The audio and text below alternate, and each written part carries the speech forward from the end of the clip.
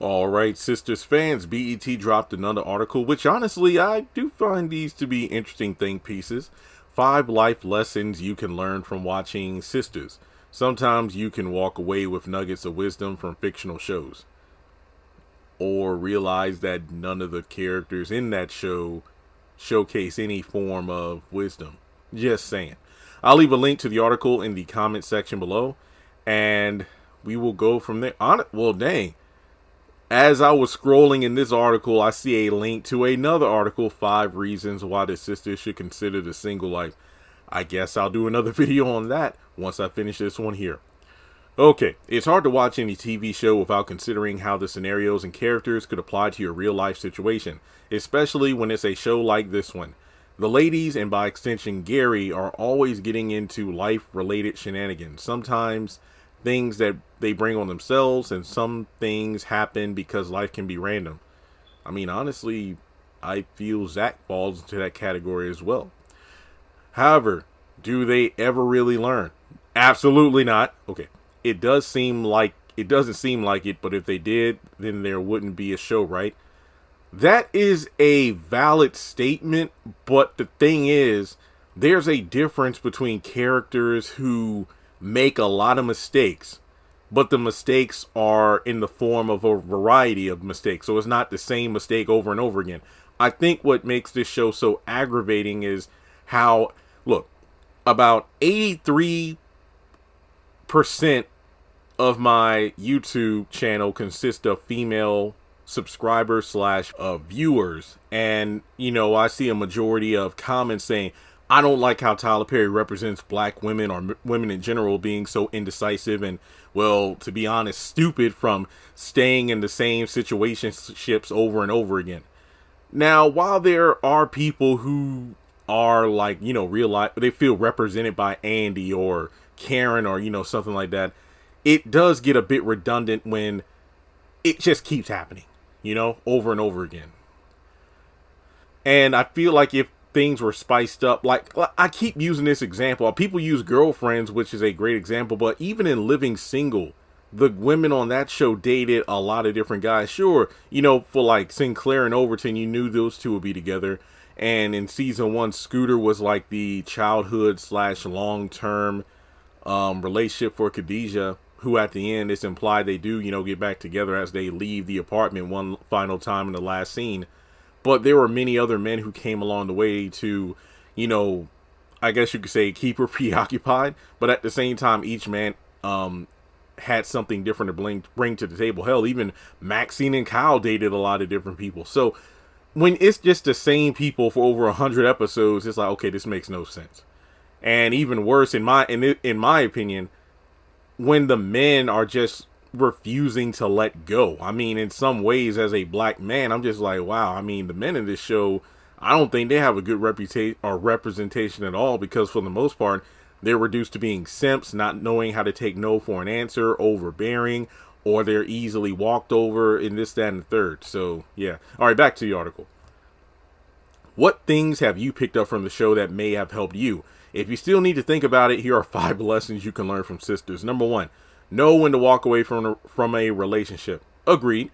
If a relationship doesn't serve you, whether romantic or platonic, you should just let it go. Andy knows that Gary is toxic but continues to date him. At this point, anything that happens to her that's related to him is on her. We've been saying that. Because he didn't tell her he had a wife, ex-wife, or whatever that was. No, that is false. The only ex-wife that Andy didn't know about was the first ex-wife he had, and they were only married for like a month.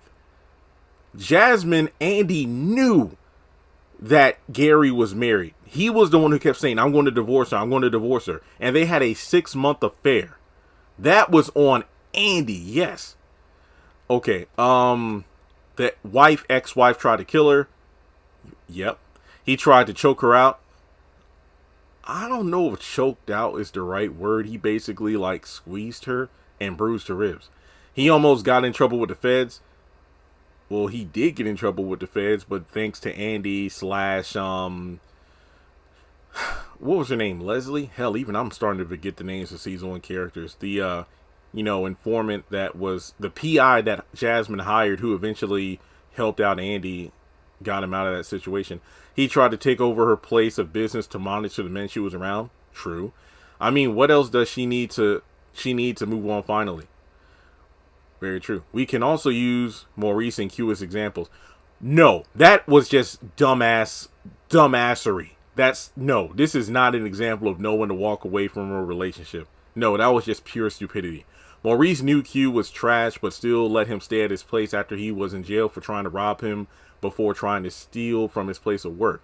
Well, one, he had already stolen from Calvin. Two, Maurice chose to bring him back to the apartment, and even Calvin said, hey, man, it's like, you want to bring him up in here knowing that he robbed me? Come on, that's not cool. Three, yeah, he did hold Maurice at gunpoint in his own apartment before going to the bank and then holding the gun at Sabrina as well. Okay, I'll still let him back in. All right. So once those red flags start waving and you see several of them, it's time to go. Okay. Number 2, family isn't always blood. Absolutely agree. Sometimes family can be toxic, like Zach's, and that's where good friends step in and become your support system. But then again, I don't know, this sister circle, ugh. Even when families aren't toxic, it may be easier to lean on good friends instead of relatives. Yeah, that's true. Number 3, cultivate platonic friendships. Don't get a boo and then disappear on your friends. Work on your platonic friendships before you get into a romantic one, and keep those friendships going, because even after the romance dies, you'll still have your friends around. That is very true. Very true. Very true. Number 4, be open to finding friendship in unexpected places. Yes, I agree with this. Making friends as an adult can be hard. Yep. But be open, because you never know where you might find a new buddy. Think about Fatima. She was Andy's assistant until it got rough for Andy. Remember when the feds came sniffing around and Fatima stepped up and had her back? Yeah, I remember that. That's how they became friends. Fatima's a real one and came through when she needed it the most. Because remember, at the time, Andy sure as hell didn't expect it. From there, it's a good thing to keep in touch, even though Karen be tripping about it because of the Zach stuff, but whatever. Yeah, that last part kind of ruined it for me there. All right, number 5. Sometimes romantic relationships are better off platonic. Agreed. We all know that Calvin is in love with Sabrina, but she can't make up her mind about him. Any other man would have left her alone. Seriously, yeah. However, Calvin still comes through for her when she needs support. That's his choice. They're good together as friends, and it's time they both just come to terms with that. Okay, I have nothing to say aside from I completely agree with number 5. That's it. All right, well, let me know what you thought of this list of life lessons from the show. I mean, honestly, if the women implemented at least a couple of these, I think their lives would change for the better. But yeah, let's talk about it in the comments. Like and subscribe, and I'll catch you in the next one.